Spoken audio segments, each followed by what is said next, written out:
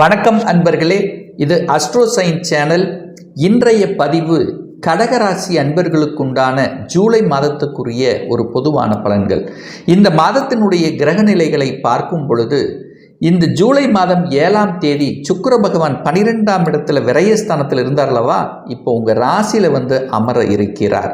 அதே சமயம் பார்த்தீங்கன்னா சூரிய பகவானும் 12ல் அமர்ந்திருந்ததுலவா, அப்போ இந்த ஜூலை 16ஆம் தேதி உங்கள் ராசியிலே தனஸ்தானத்தின் அதிபதியான சூரியன் உங்கள் ராசியிலே அமர்ந்திருக்கக்கூடிய ஒரு காலகட்டமாகவும், அதே சமயத்தில் செவ்வாய் 10ஆம் இடமான தொழில் ஸ்தானத்தில் அமர்ந்திருந்து சனியினுடைய பார்வையில் இருந்தார்லவா, இப்போ எப்ப விலகிறார்? இந்த ஜூலை 12ஆம் தேதி செவ்வாய் 11ஆம் இடம் என்கின்ற லாபஸ்தானத்தில் குருவோடு சேர்ந்து அமர்ந்திருக்கக்கூடிய ஒரு காலகட்டமாகவும், ராகு பகவான் 9ஆம் இடத்திலும் கேது பகவான் 3ஆம் இடத்திலும் குரு பகவான் 11ஆம் இடத்தில் அமர்ந்திருக்க, சனி பகவான் 8ஆம் இடத்தில் வக்ரம் பெற்று அமர்ந்திருக்கக்கூடிய இந்த மாதத்தில் என்ன மாதிரியான பலன்கள் இந்த கடகராசி என்பர்களுக்கு என்று பார்க்கும் பொழுது, உங்கள் ராசி அதிபதியாக இருக்கக்கூடிய சந்திரன் 3ஆம் இடம் என்கின்ற முயற்சி ஸ்தானத்தில் அமர்ந்திருக்க, உங்கள் ராசியில் புதன் அமர்ந்திருக்கார். அப்போ புதனும்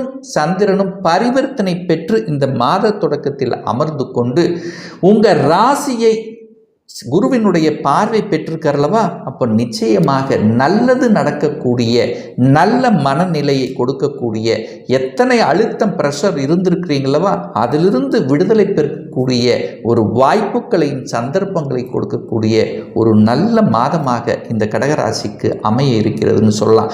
ஏன் இதை ஸ்ட்ராங்காக சொல்கிறேன்னா, இது வரைக்கும் அஷ்டம சனியில் உட்கார்ந்துருக்கிறீங்க, சனி 8ஆம் இடத்தில் உட்கார்ந்துருக்கு, மனதை போட்டு குழப்பி கொண்டிருந்தது, மனதில் ஏதாவது ஒரு வழியை கொடுத்து கொண்டிருந்தது. வேலையாக இருந்தாலும் தொழிலாக இருந்தாலும் சரி, அல்லது குடும்ப ரீதியாக கடன் ரீதியாக ஏதாவது ஒரு மன அழுத்தத்தில் இருந்து கொண்டிருந்திருப்பீர்களவா, இப்போ அந்த சனி வக்ரம் அடைகிறார்.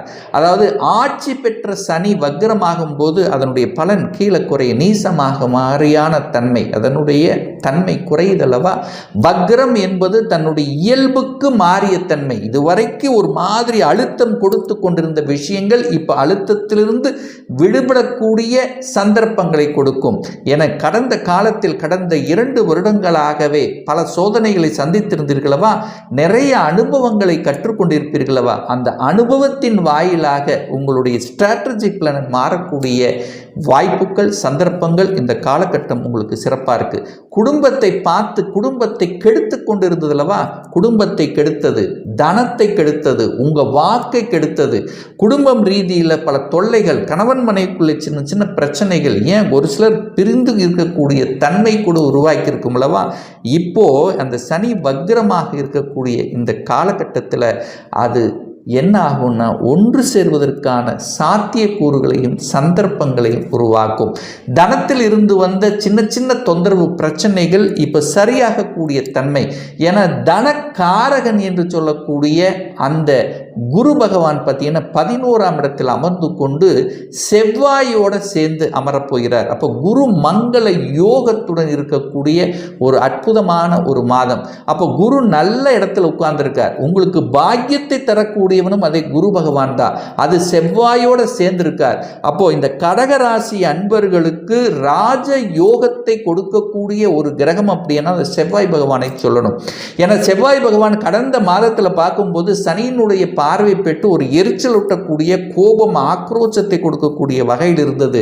ஆனால் இந்த ஜூலை 12க்கு அப்புறம் பார்த்தீங்கன்னா செவ்வாய் குருவோடு சேர்ந்து பாக்யாதிபதியோட 5ஆம் அதிபதி 10ஆம் அதிபதியோடு சேர்ந்து 11ஆம் இடமான லாபஸ்தானத்தில் இருப்பது அனைத்து விதத்திலும் மேன்மை தரக்கூடிய ஒரு அம்சம் அப்படின்னு சொல்லலாம். தொழில் ரீதியாக பல பிரச்சனைகள் போல போராட்டங்களை கொடுத்து கொண்டிருந்ததல்லவா, இப்போ அந்த தொல்லையிலிருந்து விடுபடக்கூடிய ஒரு காலம் உங்களை நெருங்கி வந்து கொண்டிருக்குன்னு சொல்லலாம்.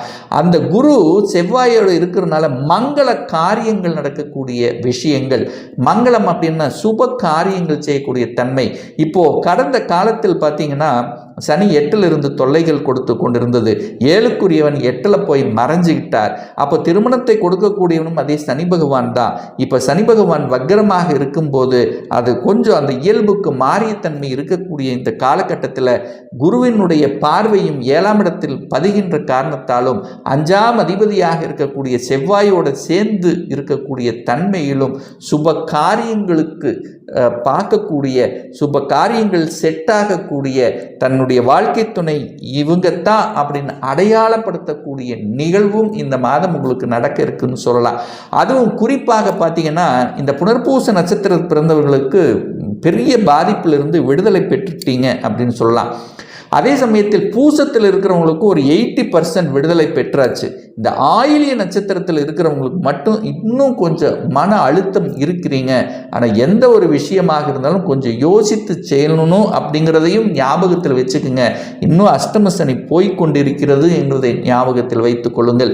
என கடந்த காலத்தில் இருந்து வந்த அந்த பல அழுத்தங்கள் இப்போ கொஞ்சம் அப்படியே குறைஞ்சிருச்சு, விலகிருச்சு. நீங்கள் அதற்கு நிதானத்தன்மையுடன் இருக்கிறீங்க அப்படிங்கிறத எடுத்துக்கலாம். ஆனால் அதே சமயத்தில் செவ்வாயும் குருவும் நல்ல நிலையில் இருக்கிறாங்க இந்த மாதம். செவ்வாய் என்பது யாரெல்லாம் இந்த விளையாட்டுத் துறையில் இருக்கிறீர்களோ விளையாட்டுத் துறையில் இருக்கிறவர்களுக்கு நல்லது. அதே சமயத்தில் நிலம் சம்பந்தப்பட்ட விஷயத்தில் இருந்தவர்களுக்கு நல்லது நடக்கக்கூடிய தன்மை, உடற்பயிற்சி சம்பந்தப்பட்ட உடற்பயிற்சி கூடங்கள் அமைத்து கொடுத்து கொண்டு இருக்கிறவர்களுக்கும், சீருடை அணிந்து பணியாற்றி கொண்டிருக்கக்கூடிய இந்த கடகராசி என்பர்கள், அதாவது காவல்துறையாக இருக்கட்டும், இராணுவம் சார்ந்த விஷயமாக இருந்தாலும் சரி, நல்லவைகள் நடக்கக்கூடிய ஒரு நல்ல மாதம் அப்படின்னு எடுத்துக்கலாம். அதே சமயத்தில் தைரிய வீரியங்கள் பெருகும். என கடந்த காலத்தில் சோர்ந்து உட்கார்ந்துருப்பீங்க, ஒரு மாதிரி டல்லா இருந்திருப்பீங்க, எது செஞ்சாலும் அதுக்கு ஒரு ஆப்போசிட்டான ஒரு நிகழ்வு நடக்குதே என்று எதிர்மறை சிந்தனையோடு இருந்தவர்களுக்கு பார்த்தீங்கன்னா இப்போ ஒரு என்ன சொல்றது, ஒரு தன்னம்பிக்கை கொடுக்கக்கூடிய ஒரு மாதமாக அமையும். ஏன்னா சூரியனும் பார்த்தீங்கன்னா தன்னம்பிக்கைக்கு காரகன் அப்படின்னா அது சூரிய பகவான் தான்.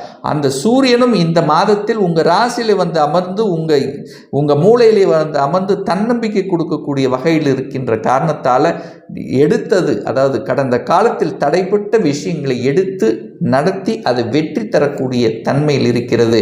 அரசாங்க எக்ஸாம் பல தடவை எழுதி தோத்து போயிட்டோமே, வேலை கிடைக்குமா கிடைக்காதா அப்படின்ற எண்ணத்தில் இருந்தவர்களுக்கு நிச்சயமாக கிடைக்கக்கூடிய வாய்ப்புகள் சந்தர்ப்பம். ஏன்னா இப்போ உங்கள் ராசியில் வந்து அமர்ந்திருக்கிறார், அடுத்து சிம்மமனையிலேயே வந்து அமர்ந்திருக்க போகிறார், அடுத்து புதன் வீட்டில் வந்து அமரப் போகிறார். ஸோ இப்படி சூரியனாலும் பல நன்மைகள் நடக்கக்கூடிய வாய்ப்புகள். என தகப்பன் மூலமாக சில தொந்தரவுகள், தகப்பனுடைய உடல்நலம் சார்ந்த விஷயத்திலும் பல தொல்லைகள் பிரச்சனைகளை கொடுத்து கொண்டிருந்ததல்லவா, அது எல்லாமே மாறக்கூடிய வகையில் உடல்நலத்தில் இருந்து வந்த பிரச்சனைகள் சரியே ஆகாது என்று சொல்லி வருத்தத்தில் இருந்தவர்களுக்கெல்லாம் அது சரியாகக்கூடிய அந்த ரூட் காமிக்கக்கூடிய நல்ல ஆஸ்பத்திரி, நல்ல டாக்டர் இனங்கக்கூடிய சந்தர்ப்பங்களை நிச்சயமாக உருவாக்குங்கிறதுல எந்த மாற்று கருத்தும் இல்லை. ஒரு வீடு வாங்கணும், ஒரு இடம் வாங்கணும், ஒரு வில்லங்கத்தில் சிக்கிட்டு இருந்தது, ஒரு பிரச்சனையாகவே இருந்து கொண்டிருக்கிறது, அது சரி செய்வதற்கான சந்தர்ப்ப சூழ்நிலைகளை இந்த காலகட்டம் அமைத்து கொடுக்கும். 8ஆம் இடம் என்பது ஒரு வலி வேதனை என்று சொல்லக்கூடிய இடம் அல்லவா. ஸோ அந்த வலி வேதனையிலிருந்து விடுதலை பெறக்கூடிய, நிவர்த்தி அடையக்கூடிய, சொல்யூஷனை கொடுக்கக்கூடிய ஒரு காலகட்டமாக இந்த கடகராசி என்பதற்கு நிச்சயமாக அமையும். 8ஆம் இடம் என்பது வலிவேதனை மட்டும் கிடையாது, திடீர் அதிர்ஷ்ட வாய்ப்புகளும் உங்களுக்கு தேடி வரக்கூடிய தன்மை இருக்கிறது இந்த மாதம். என்ன திடீர் அதிர்ஷ்ட வாய்ப்புகள்? ஒரு நல்ல வேலை இல்லை, வேலை இழந்து போச்சு, 2-3 மாதங்கள் ஆகிப்போச்சு, ஒரு தேடிட்டே இருக்கிறேன், கிடைக்க மாட்டேங்குது, படித்த படிப்புக்கு உண்டான வேலை கிடைக்கலன்னா இந்த மாதம் நிச்சயமாக நீங்கள் படித்த படிப்புக்குண்டான வேலை கிடைக்கக்கூடிய வாய்ப்புகள். வேற என்ன திடீர் அதிர்ஷ்டம்? திடீர் ப்ரமோஷன் கிடைக்கக்கூடிய வாய்ப்புகளை உருவாக்கும். 2 வருடங்களாக எனக்கு ப்ரமோஷன் கிடைக்கணும் என்று நினைத்து கொண்டிருந்தவர்களுக்கு திடீர் வாய்ப்புகள், திடீர் ப்ரமோஷன் கிடைக்கக்கூடிய தன்மை. பணமே வரல, பணம் போய் லாக் ஆயிடுச்சு, விடிவு கிடைக்கல, இன்னைக்கு கொடுக்குறான், நாளைக்கு கொடுக்குறான், அடுத்த மாதம் கொடுக்குறேன், இந்த மாதிரி சொல்லி சொல்லி சொல்லி அந்த பணம், கொடுத்த பணம் வராமல் இருந்தது பார்த்தீங்களா, அந்த பணம் இப்போ திடீர்னு வரக்கூடிய வாய்ப்புகள் சந்தர்ப்பங்கள் இருக்குது. இன்னும் திடீர் அதிர்ஷ்டம் என்ன? திருமணமே செட் ஆகலை, வரன் பார்த்துட்டே போயிட்டே இருக்கிறாங்க, ஆனால் சரியாக அமைய மாட்டேங்குது. பார்த்து போனவங்க ரிசல்ட் கொடுக்க மாட்டேங்கிறாங்க. ஸோ இந்த மாதிரி இருந்தவங்களுக்கு ஒரு நல்ல ரிசல்ட் உங்களுக்கு கிடைக்கக்கூடிய வாய்ப்புகள், அதுவும் குறிப்பாக குழந்தை பாக்கியத்துக்காக எத்தனை செலவு செஞ்சீங்க, எத்தனை பரிகாரம் செஞ்சீங்க, எத்தனை கோயிலுக்கு போனீங்க, அதுக்கெல்லாம் பலன் கிடைக்கக்கூடிய வாய்ப்புகள். ஏன் சொல்கிறேன், ஸ்ட்ராங்காக சொல்கிறேன் அப்படின்னா, 5ஆம் அதிபதி தான் செவ்வாய். அந்த 5ஆம் அதிபதியான செவ்வாய் 11ஆம் இடமான லாபஸ்தானத்தில் போய் அமர்ந்து கொண்டு இந்த மாதம், அதாவது ஜூலை 12ஆம் தேதி குருவோட சேர்ந்திருக்கார். அந்த குருங்கிறது குழந்தைக்காரகன். அப்போ குழந்தைக்காரகன், குழந்தை ஸ்தானாதிபதியான செவ்வாய், 2 பேரும் இணைந்து லாபஸ்தானத்தில் அமர்ந்து கொண்டு தனது சமசப்தம பார்வையாக 5ஆம் இடத்தையே பார்க்குறாங்க. அப்போ நிச்சயமாக குழந்தைக்காக ட்ரை பண்ணி கொண்டிருந்தவர்கள், குழந்தைக்காக ட்ரீட்மெண்ட் எடுத்து கொண்டிருந்தவர்கள், குழந்தை பிறப்புக்காக அந்த விஷயத்தில் இருந்தவர்களுக்கு நல்ல செய்தி கொடுக்கக்கூடிய ஒரு உன்னதமான ஒரு மாதம் தான் இந்த கடகராசி என்பவர்களுக்கு அப்படிங்கிறத ஸ்ட்ராங்காக சொல்லலாம். குழந்தைகள் நலன்கள் திருப்தி ஏற்படுத்தும். வெளிநாட்டில் போய் செட்டில் ஆகக்கூடிய வாய்ப்புகள், சந்தர்ப்பங்கள் இந்த காலகட்டம் சிறப்பாக இருக்குங்கிறத உறுதியாக சொல்லலாம். ஒரு பர்சனல் கன்சல்டேஷன் எடுத்துக்கணும், ஒரு சுய ஜாதகம் பார்க்கணும் என்று விருப்பமுள்ள அன்பர்கள் டிஸ்பிளே தெரியக்கூடிய நம்பருக்கு வாட்ஸ்அப் மூலியமாகவோ ஃபோன் கால் மூலியமாகவோ தொடர்பு கொண்டு அப்பாயின்மெண்ட் பெற்றுக்கொண்டு கன்சல்டேஷன் எடுத்துக்கலாம். நம்ம சேனலை ஃபஸ்ட்டு டைம் நீங்கள் பார்ப்பவர்கள் என்றால் மறக்காமல் சப்ஸ்கிரைப் பண்ணிக்கிங்க. பக்கத்தில் இருக்கின்ற பெல் பட்டன் மற்றும் ஆல் நோட்டிஃபிகேஷனை கிளிக் பண்ணும்போது நான் போடக்கூடிய அடுத்தடுத்த பதிவுகள் உங்களுடைய நோட்டிஃபிகேஷனில் வந்து சேரும்.